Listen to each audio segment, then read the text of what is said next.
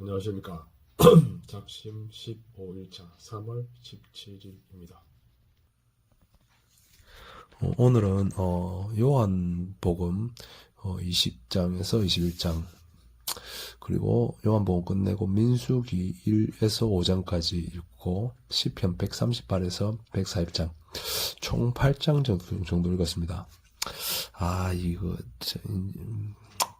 100배는 잘 안되네요. 요한복음 5장 14절 베데스다 맹인의 치유. 이걸 보면 맹인이 그 천사가 내려오는 호숫가에서 38년 동안 그 눈을 뜨기 위해서 기다리는 장면입니다. 예수님이 내가 낫고자 하느냐 하고 그 맹인을 치료를 하십니다. 그리고 나서 14절에 보면 내가 나았으니 더 심한 것이 생기지 않도록 다시는 죄를 범하지 말라라고 하십니다.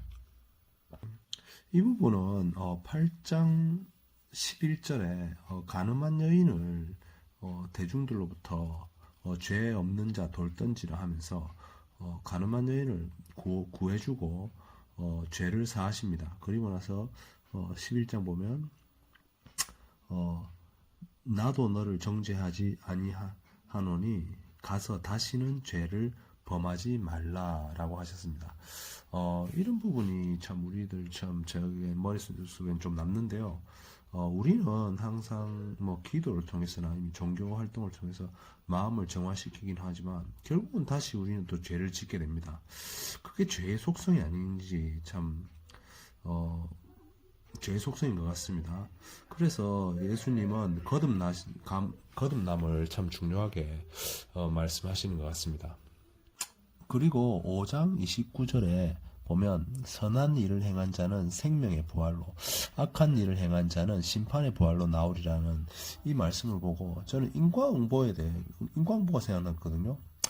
인과응보는 불교 용어거든요. 실제로는 자기가 지은 것에 대해서 자기가 받는다는 건데 선한 일을 행하면은 생명이 다시 살아나는 거고 악한 일은 심판이 주어진다는 겁니다. 저는 양자물리학이나 이런 물리적인 지식도 좀 궁금해서 한번 찾아보았거든요. 근데 대부분 여러 가지 귀신 현상이나 아니면 우리가 부정적인 생각을 가지면 미래가 안 좋아지고 긍정적인 사고는 또 미래가 좋아지고 이런 것들도 다 해결되는데 양자물리학으로도 어느 정도 돼요. 근데 인과응보는 저 솔직히 이해가 안 갑니다. 인과응보는 여러 가지 이론도 있는데 인과응보에 대해서 유명한 사람으로는 에드가 게이시가 있습니다. 에드가 게이시 같은 경우는 독실한 기독교 신자입니다. 근데 그분이 꿈을 통해서 이제 전생 치유라고 하거든요.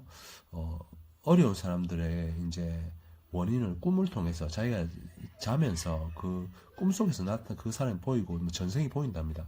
그 전생에 대해서 전생을 통해서 그 사람들의 고난의 원인을 알려주고 이번 생에는 어떻게 살아야 된다는 걸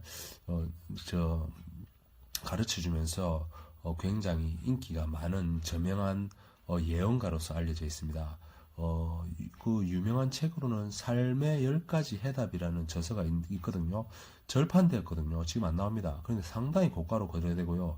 인기서적입니다. 여러분들 혹시 삶에 대해서 고민들이나 종교적으로 접근하지 마시고요. 여러 가지 어려운 점이나 이런 거 있을 때 에드가 게이시의 삶의 10가지 해답이라는 이 내용을 간추린 유튜브들이 많습니다. 그 내용 들어보시면 여러분 나름 재밌을 겁니다. 그리고 오늘 제가 읽은 신명기 4장 25절에서부터 30절까지는요, 모세와 그 세대들은, 가나안 땅으로 들어가지 못하죠.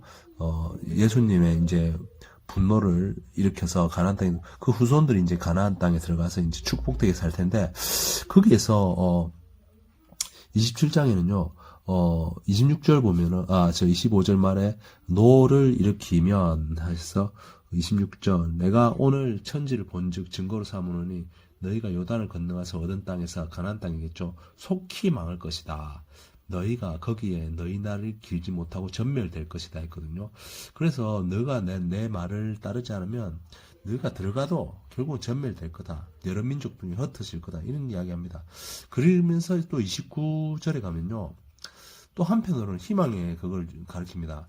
내가 거기서 내 하나님 여호와를 찾게 되리니 만일 마음을 다하고 뜻을 다하여 그를 찾으면 다시 만나리라. 이런 겁니다.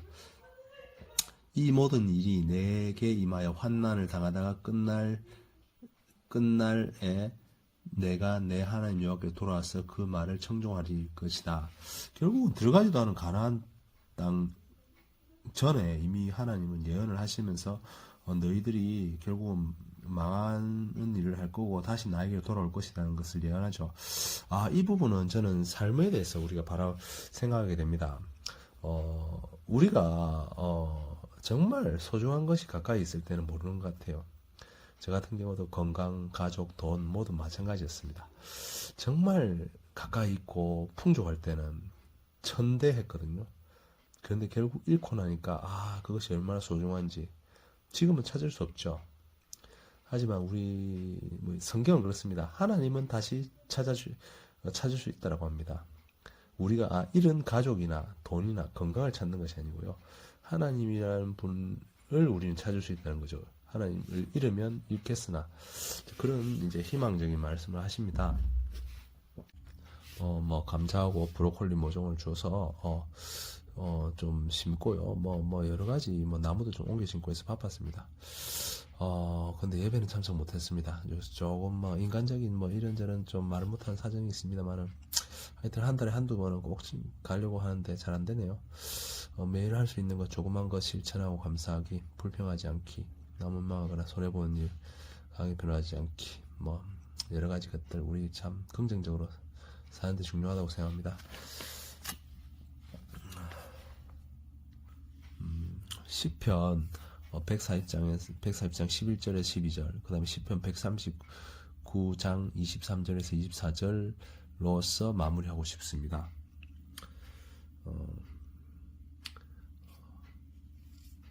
악담하는 자는 세상에서 굳게 서지 못하며 포악한 자는 재앙이 따라 패망하리라. 여호와는 고난 당한 자를 변호해 주시며 궁핍한 자에게 정의를 베푸시느니라.